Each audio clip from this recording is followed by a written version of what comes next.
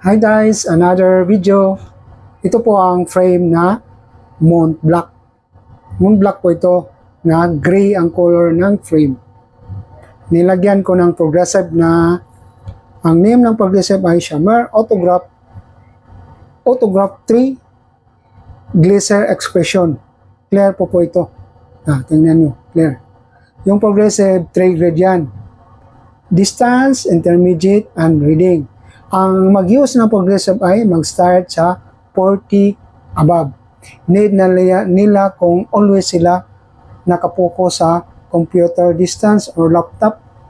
Ito ang dapat gamitin nila, yung progressive lens. Ang brand ng progressive ay Shamir Autograph 3 Glacier Expression Clear 1.5 ang center thickness.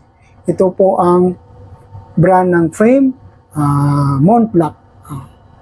Kasi dalawa yung gi-vlog. Yung isa na brand, ito naman ang Ray-Ban na black.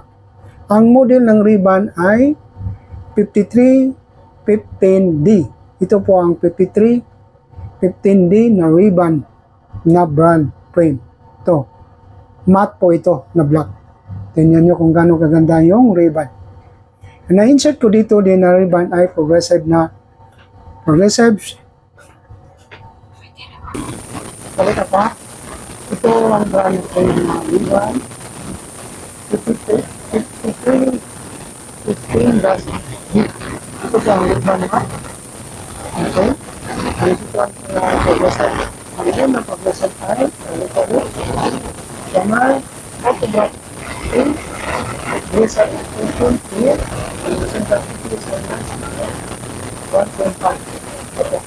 Tingnan nyo kung gano'n kaganda yung lens na Shamir Autograph 3 Glacier Expression 1.5.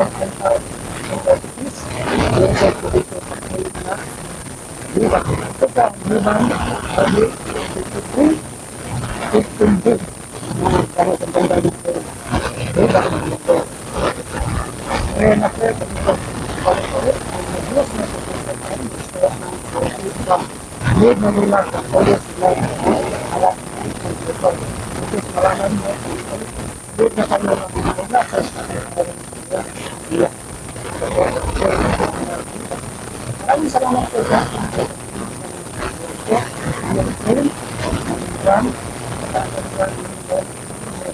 maraming salamat